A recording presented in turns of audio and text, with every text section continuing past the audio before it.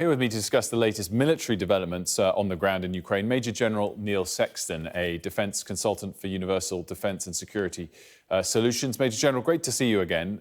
Let's start by discussing those missile attacks on Lviv that we've been learning more about during the course of today. Why would Russia be attacking somewhere so far west, so far away from their other key objectives at the moment? Well, I think there are two main reasons why Putin would want to hit over in the west in Lviv. The first one is that, of course, Lviv is the town where a lot of NATO equipment has been flowing into Ukraine and moving to the east to reinforce Ukrainian fighters in the east.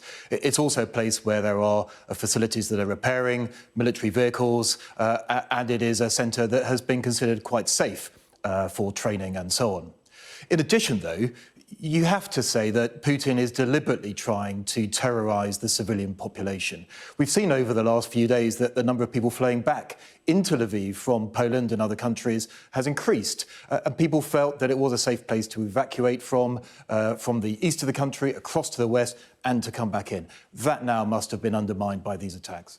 Let's do the reverse trip with our maps and dive into the east in particular, and the south, where of course, there's been much talk of a renewed Russian offensive there. Do we think it begins in earnest this week? Well, difficult to tell the exact timing. General Alexander Dvornikov, the new commander there, will be massing his forces for a coordinated attack. And the coordination between air, artillery and the ground movements, which has previously been lacking around Kyiv, as we've seen over the last 53 days.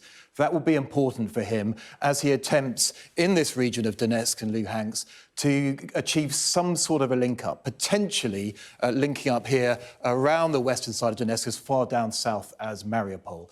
So he's got some difficult challenges ahead, not least the defensive systems put in place by the Ukrainians over the last 8 years in that region. Very detailed defence, static and with manoeuvre capability. And also the weather is not good for manoeuvre off-road at this time of year. Are there lessons to take from Mariupol for the rest of this eastern region that Russia's going to be focusing on? I mean, and why has it taken the Russians so long to finally defeat Mariupol in full? Well, of course, it hasn't yet won in Mariupol. We still have a couple of thousand Ukrainian defenders valiantly holding out.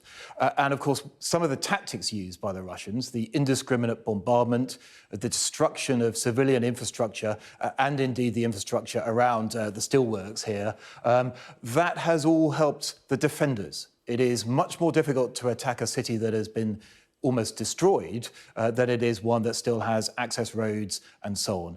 And inside the steelworks, you're on 3 levels. There's underground bunkers and tunnels, there's infrastructure still above ground, and then all of the rubble that's around as well. A very difficult place to attack and to actually get those last couple of thousand determined Ukrainians out of there. Major General Neil Sexton, thanks so much.